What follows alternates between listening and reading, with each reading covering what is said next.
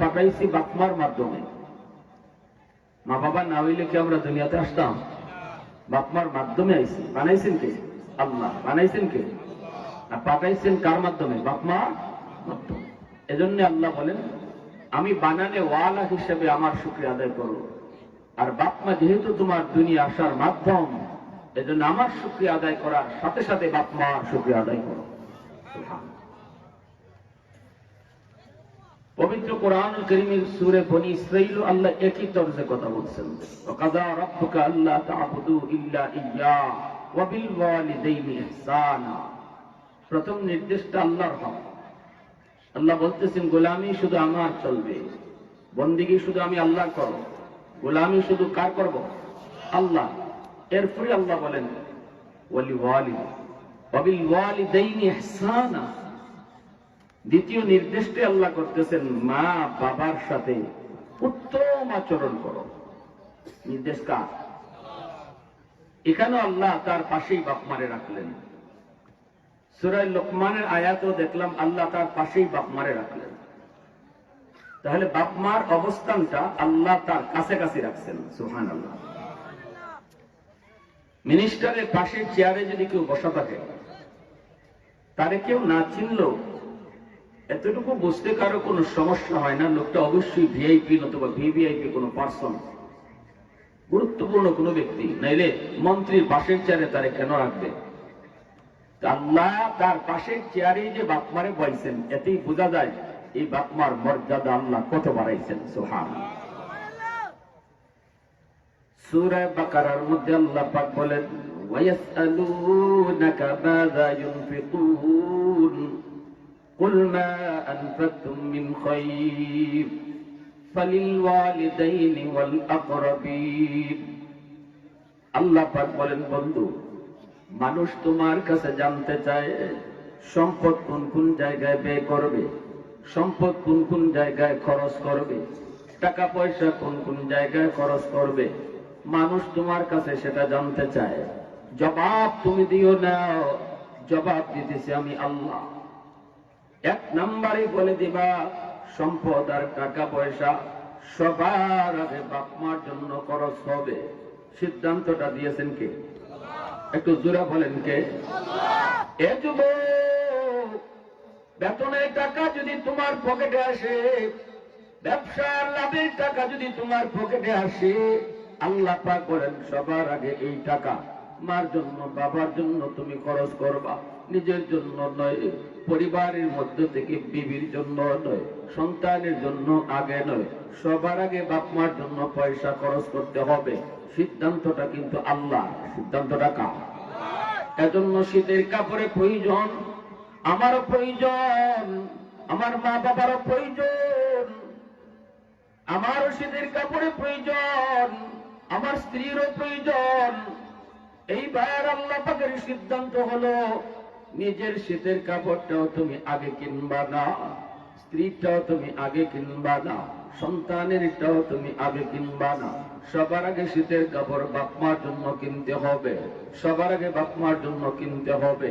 ঔষধের প্রয়োজন তোমারও, ঔষধের প্রয়োজন তোমার সন্তানেরও, ঔষধের প্রয়োজন তোমার স্ত্রীরও, ঔষধের প্রয়োজন তোমার বাপমারও। একজনেরটা কিনলে আর বাকি জনেরটা কিনা যায় না। এইবার তুমি কার ওষুধটা আগে কিনবা, কার ওষুধটা তোমার জন্য বেশি জরুরি? আল্লাহ সিদ্ধান্ত জানিয়ে দিয়েছেন, এই দুনিয়ার সন্তানের দল, আমি আল্লাহ বলতেছি সবার আগে বাপমার ওষুধ কিনো। এরপরে যদি টাকা থাকে তাহলে তুমি পরের মানুষের কিনবা, সবার আগে বাপমারটা কিনো। সুবহানাল্লাহ। জোরে কও, আরেকটু জোরে কও না সুবহানাল্লাহ। ভাইরা আমার, এই জমিনে বহু সন্তান মা বাবার খেদমত কইরা আল্লাহর ওলি হইছে। এই জমিনে বহু সন্তান বাপ মার সাথে বেয়াদবি কইরা দুনিয়াতেই নগদ শাস্তি পাইছে। কারণ একমাত্র কবিরা গুনাহ বাপ মার সাথে বেয়াদবি। আল্লাহ পাক রব্বুল আলামিন এই কবিরা গুনার শাস্তিটা আল্লাহ দুনিয়াতে নগদ দেয়া দেয় রে যুবক, নগদ দেয়া দেয়। হুকুকুল ওয়ালিদাইন ফাইন্নাহু ইউআজ্জালু লিসাহিবিহি ক্বাবলাল মামাত। আল্লাহর নবী রহমতের নবী বলেন, একমাত্র বাপ মার সাথে বেয়াদবি যেই সন্তানে করব, যেই সন্তানে বাপ মারে কষ্ট দিব, যেই সন্তানে মার সাথে চোখ রাঙ্গায় কথা কইব, যেই সন্তানে বাবার সাথে চোখ লাল করে কথা কইব, যেই সন্তানে বাপ মারে ধমক দিয়ে কথা কইব, যেই সন্তানে মারে বাবারে বাদ দেয় না, বাপ মারে খাওয়ায় না, আল্লাহ পাক রব্বুল আলামিন এই সন্তানদের মরণের আগে আগে আল্লাহ নগদ শাস্তি দিব, নগদ শাস্তি দুনিয়াতে পাইব। এটি একমাত্র কবিরা গুনাহ যেটার শাস্তি আল্লাহ দুনিয়াতে নগদ দেয়, আর সবগুলা গুনার শাস্তি আল্লাহ পরকালে জাহান্নামে দিব, কিন্তু এই শাস্তিটা আল্লাহ দুনিয়াতে নগদ দিব। করাচির হযরত হাকিম আক্তার সাহেব রাহিমাহুল্লাহ বহুত বড় আল্লাহর ওলি, করাচির জামে মসজিদে নামাজ পড়েন। একজন যুবক বড় সুন্দর করে নামাজ আদায় করলো, নামাজ তার বড় সুন্দর, রুকুটাও তার বড় সুন্দর, সিজদাও তার বড় সুন্দর, কিন্তু ডান হাত যুবকের কাপড় দিয়ে পেঁচানো। নামাজ শেষ হলে পরে আল্লাহর ওলি তারে ডাক দিলেন, যুবক নামাজ তো বড় সুন্দর করে আদায় করেছ, তোমার নামাজটা আমার বড় পছন্দ হয়েছে, রুকুটা সুন্দর করে করছো, সিজদাটাও সুন্দর করে আদায় করেছ, ইতমিনানের সাথে ধীরে স্থিরে নামাজ পড়েছ, কিন্তু ডান হাত কাপড় দিয়ে পেঁচায় রাখছো কেন? যুবক কয়, হুজুর আমার হাতের মধ্যে ফসা শুরু হয়েছে, ফসা এত দুর্গন্ধ বের হয়, আমি যদি কাপড় দিয়ে হাত পেঁচায় না রাখি মসজিদের ভিতরে কেউ দুর্গন্ধে টিকতে পারবে না। আল্লাহর ওলি কয়, কেন তুমি কি ডাক্তার দেখাও নেই? ডাক্তার কি তোমার এই রোগের চিকিৎসা করতে পারে না? যুবক কয়, হুজুর ভারত পাকিস্তানের সব ডাক্তার দেখানো শেষ গো, কোন ডাক্তার আমার রোগ ধরতে পারে না। অ্যান্টিবায়োটিক, হাই অ্যান্টিবায়োটিক দেওয়া হয়, কিন্তু রোগ ভালো হয় না, ফসা তো ভালো হয় না। আমার আঙ্গুলের ফসা শুধু হাতের উপরের দিকে উঠতেছে, আস্তে আস্তে পুরো হাতটা আমার পচে যাইতেছে। হুজুর আল্লাহর ওলি বা যুবকী কান্না দিকে বলি, যুবক তাহলে চলো অন্য দেশের ডাক্তার তোমাকে দেখাবো। যুবক তখন চুকির পানি ফেলে কই, আল্লাহর ওলি পৃথিবীর কোন ডাক্তারই আমার রোগ ধরতে পারবে না, আমি আমার রোগটা ধরে ফেলেছি, আমার রোগটা আমি ধরে ফেলেছি, আমি এই হাত দিয়ে মারছি। আল্লাহু আকবার, নাউজুবিল্লাহ, যেরকম আরো যেরকম নাউজুবিল্লাহ। হুজুর আমি আমার মার গর্ভে একমাত্র সন্তান, জন্মের কিছুদিন পরে আমার আব্বা মারা গেলেন। আমার মা মানুষের বাড়িতে কাম কাজ করে করে আমারে পড়ালেখা করাইছে, মানুষের বাড়িতে কাম কইরা কারো কাছ থেকে ধারাই না, আমারে পড়ালেখা কষ্ট করে করে আম্মায় পড়াইছে। আমার নানা নানি আসছিল মাকে অন্যত্র নিয়ে বিয়ে দেবে, কিন্তু মা বলেছিল না, আমি অন্যত্র বিয়ে বসবো না। আল্লাহ আমার একটা মানিক দিয়েছে, আমি আমার মানিকের চেহারা দেখে জীবন যৌবন কাটায় দেব। আমি সেই সন্তান বড় হওয়ার পরে মারে না জিগায় বিয়া করছি, বড় লোকের মেয়ে বিয়া কইরা ঘরে আনছি। আমার মা কিন্তু বারবার কইছে, বাজান রে বড় লোকের মেয়ে তুই বিয়া করে আনছো, আমি গরিবের মাকে তো মা ডাকতো না। আমি কইছি মা গো অসুবিধা হইতো না, আমি বুঝে আনছি মা তুমি ভয় পাও না। কিছুদিন গেছে হুজুর, এরপরে আমি দেখতে পেয়েছি মার কথাটাই ঠিক। এ যুবক আজকে তুমি মনে করো তোমার মা তোমার বাবা তোমারে যা কয় এটা তোমার জন্য তোমার কাছে ভালো লাগে না, বাপ মার আদেশ নিষেধটা তোমার কাছে ভালো লাগে না। একটা দিন আইব, একটা সময় আইব, যেই সময়টাতে চোখের পানি ফলায় ফলায় কান্দার কইবা, আমার মা যা কইছিল বাবা যা কইছিল ঠিক কইছিল। আমার দেখো ঠিক কিনা? মায় যদি কয়, বাবা যদি কয় অমুকের সাথে চলবি না, অমুকের সাথে তুই চলবি না, আমি আজকে মনে করি হয়তো আমার মা আমার বন্ধুর সাথে চলতে না করে, আমার বাবা বন্ধুর সাথে চলতে না করে, কিন্তু কেন না করে এটা আমি এখন বুঝি না। একটা সময় বুঝবো। এখন যদিও আমি বাপমার কথা মানতেছি না, বাপমার কথা না মাইনে আমি বাপমার অমান্য হয়ে চলতেছি, বুঝে আসবে রে যুবক, বুঝে আসবে চোখের পানি ফলায় রক্ত বের হলো, ওই দিন এর কোনো মাসুল হবে না। কারণ পৃথিবীতে কোনো মা কোনো বাবা সন্তানের খারাপ চায় না, অমঙ্গল চায় না। পৃথিবীতে সকল বাপ মা সন্তানের মঙ্গল চায়, উন্নতি চায়, উন্নতি চায়। এজন্যই তো সন্তানের মাথায় হাত দিয়ে মায় কয়, বাদা আল্লাহ আমার সন্তানকে তুমি লম্বা হায়াত দিও, আল্লাহ আমার সন্তানকে তুমি অলি বানিয়ে দিও, আল্লাহ আমার সন্তানকে তুমি অলি বানিয়ে দিও। এইভাবে এইভাবে কত মা আল্লাহর কাছে দোয়া করে। কত মা এমনও দেখেছি কয়, মালিক আমার হায়াত আমি আমার সন্তানকে দিয়ে দিলাম, তবু আমার সন্তানকে তুমি সুস্থ করো। আমি নিজে দেখেছি কত বাবা অসুস্থ সন্তানের কাঁধের মধ্যে লইয়া দৌড়ায় পাগলের মতো ডাক্তারের কাছে, চোখের পানি ধরে, আল্লাহ আমার হায়াত তোমার সন্তানকে দিয়া দিলাম, আল্লাহ তুমি আমার সন্তানের হায়াত বাড়ায় দিও। এজন্য বলি যুবক, কোন মা কোন বাবা সন্তানের অমঙ্গল চায় না, ক্ষতি চায় না, সব সময় সন্তানের ভালো চায়, ভালো চায়। আজকে তোমাকে যে কাজের আদেশ করে, যেদিকে যাইতে না করে, যার সাথে মিশতে না করে, এটা আজকে বুঝবা না, 2 দিন পরে তুমি বুঝবা। আওয়াজ দিলে ভালো লাগে কি, ঠিক কিনা জোরে খাও। আজ তুমি বুঝবা না, 2 দিন পরে বুঝবা, 2 দিন পরে বুঝবা।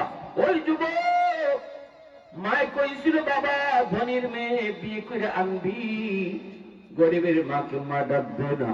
এরপর আমি মার কথা শুনি নাই, আমি তো বিয়া করে তারে নিয়ে আসি, কারণ সে তো আমার পছন্দের, আমি তারে ভালো পাই, সে আমার ভালো পায়। এইভাবে সংসারে চলছে।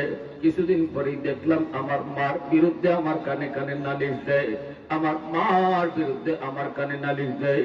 আমি শহরে একটা অফিসে চাকরি করি, চাকরি করে রাতের বেলা বাড়িতে ফিরি, রাতে যখন ঘুমাইতে যাইমু, ঘুমাইতে গেলে আমার বউ আমার কানে কানে মার বিরুদ্ধে কত নালিশ দেয়। 1 দিন 2 দিন 3 দিন আমি শুনছি, ধমক দিছি। এরপরই যার ভালো পাইয়া বিয়া করে আনলাম, তার প্রতি তো আমি দুর্বল।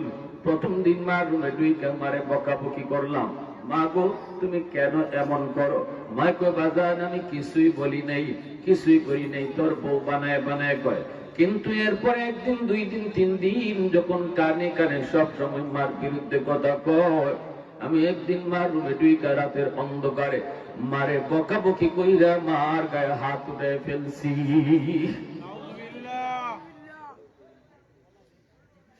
যেই মাত্র মার গায়ে হাত উঠেছি, মায় চিৎকার দেয়া কয়, বাজান তোর মুখের দিকে তাকাইয়া মা বাবা ভাই বোন সব ত্যাগ করছি,